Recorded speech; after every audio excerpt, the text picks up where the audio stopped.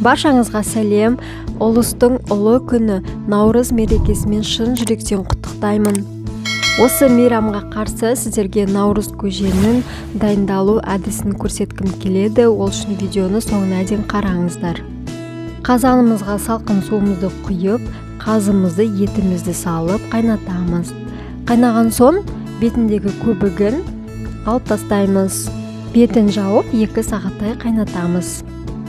Бізге қажетті ингредиенттер: бидай, жүгері, күріш, тары, арпа қажет, және де өз қалауларыңызша айран немесе құрт қоссаңыздар да болады. Бұл жерде бидай, арпа, жүгері ұзақ пісетін болғандықтан ыстық су құйып, бетін жауып, бұқтырып қоямыз.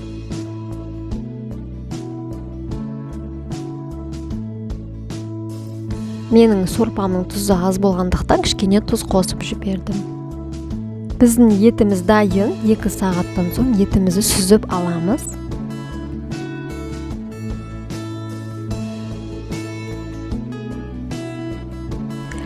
Және де міндетті түрде сорпамызды 1 рет немесе 2 рет сүзгіден өткізіп аламыз.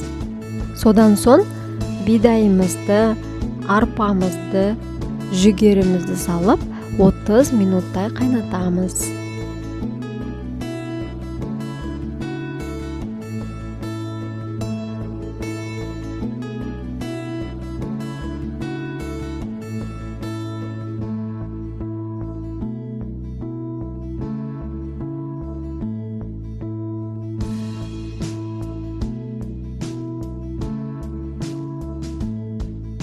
«30 минуттай тұрды. Одан соң қалған күрішімізді және тарымызды салып 10-15 минут қайнатамыз.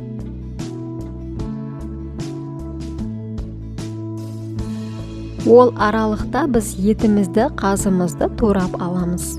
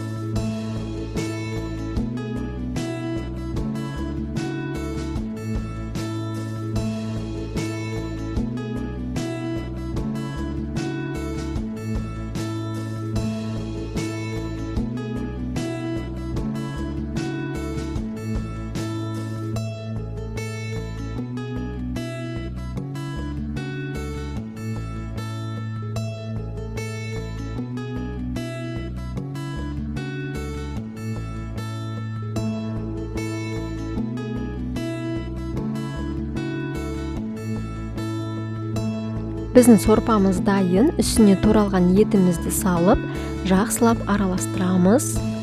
Біздің наурыз көжеміз дайын. Наурыз көжемізді біз орта кесеге құйып, айранымызды және құртымызды саламыз.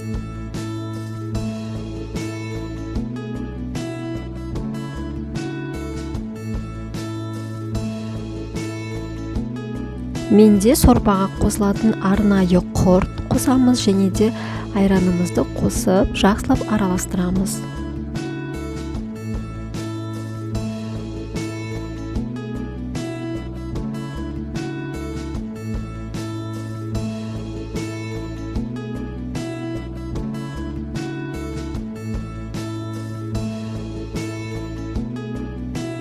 Және бетіне туралған қазымызды осылай қойып шығамыз, немесе тарелкаға отдельно қойсаңыздар да болады.